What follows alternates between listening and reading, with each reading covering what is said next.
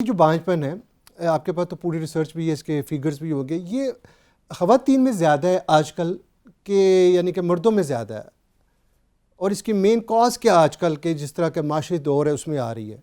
देखिए, बात यह है कि आप अगर टेक्स्ट बुक को फॉलो करें तो उस पर लिखा हुआ है कि अगर 100 कपल्स आप देख रहे हैं, इनफर्टाइल कपल्स 100 देखते हैं, तो उसमें 30% ऐसे होंगे जिनमें फ़ीमेल में प्रॉब्लम आएगा, फीमेल में 30% ऐसे होंगे जिनमें मेल में प्रॉब्लम आएगा, और 30% आपको ऐसे मिलेंगे जिनमें दोनों में कुछ ना कुछ प्रॉब्लम आया।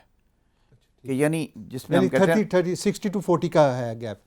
नहीं 30 नहीं 30% ऐसे हैं जिनमें मेल नॉर्मल है, सिर्फ फीमेल में प्रॉब्लम है। ओके। 30% ऐसे हैं जिनमें दूसरा पार्टनर नॉर्मल है, सिर्फ मेल में प्रॉब्लम आ रहा है, 60 हो गए। 30% ऐसे हैं कपल जिनमें हस्बैंड में भी कुछ फॉल्ट आ रहा है, वाइफ में भी कुछ फॉल्ट आ रहा है, 90 हो गए। 10% ऐसे हैं जिनमें हम इन्वेस्टिगेशन के बावजूद कोई फॉल्ट नहीं निकाल सकते। सो ये पुरानी जो टेक्स्ट बुक्स हैं उसमें ये लिखा हुआ है, इसका मतलब ये हुआ कि मेल और फीमेल में कॉजेज़ बराबर हैं। ठीक है, मेल भी उतना ही रिस्पॉन्सिबल है जितना फीमेल है, लेकिन अब लेटेस्ट जो है रिसर्च ये कह रही है कि शायद मेल की रेशो बढ़ती जा रही है। उसकी रीज़न क्या है? मे बी ग्लोबल वार्मिंग है, एनवायरमेंटल पोल्यूशन है, लाइफस्टाइल भी हो सकता है, लाइफस्टाइल, ओबिसिटी बढ़ गई है, स्मोकिंग बढ़ गई है, वेस्ट में अल्कोहल बढ़ गया है, भी कह सकते हैं हमारे, तो जिस तरह का उसमें खाना बेशुमार पीना। चीज़ें हैं जिस पे भी कंसेंसस साइंटिस्ट का नहीं हो सका, लेकिन बेशुमार वजूहात सामने आ रही हैं जिसमें मेल फैक्टर जो है वो बढ़ रहा है। तो ये मेरा वो जो पॉइंट था कि पहले सिचुएशन है तो मेल को पहले टेस्ट कराना चाहिए।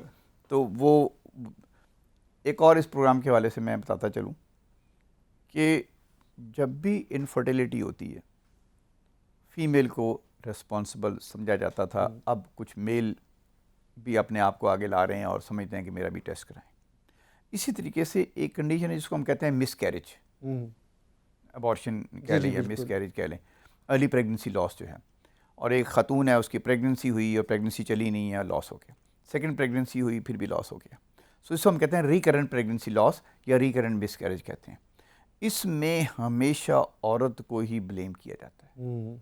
मैं आज इस प्रोग्राम के हवाले से ये बताता चलूँ कि मिसकैरेज में भी मर्द की रिस्पॉन्सिबिलिटी हो सकती है। मे बी स्पर्म में कोई इतना डिफेक्ट है जिसको हम जिसको अपनी ज़बान में हम कहते हैं DNA fragmentation of the sperm, वो भी हो सकता है कि जिसके अंदर प्रेगनेंसी तो हो गई लेकिन प्रेगनेंसी आगे नहीं चली और मिसकैरेज हो गया, और हम सब ने, डॉक्टरों ने भी और मरीज़ ने भी, रिश्तेदारों ने भी कहा है जी इसी खतून का कसूर है, उसमें भी मेल रिस्पॉन्सिबल हो सकता है। तो उसमें भी मेल को आगे आके अपने टेस्ट करवाने चाहिए।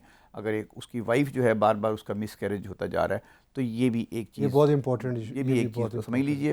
जिस तरह हमने बांझपन की बात की पहले कि जी औरत को हमेशा हम समझते थे कि उसी ब्लेम करते थे, और अब आहिस्ता आहिस्ता मर्दों भी अच्छी बात है, अवेयरनेस आ रही है। तो मिसकैरेज में भी मर्दों को अपने आप को आगे लाना चाहिए और सोसाइटी के कराना तौर पर आना चाहिए, बल्कि सोसाइटी को भी एक्सेप्ट करना चाहिए कि मेडिकल साइंस ये बता रही है कि मिसकैरेज में भी स्पर्म का प्रॉब्लम हो सकता है, तो उसके अंदर भी हुआ।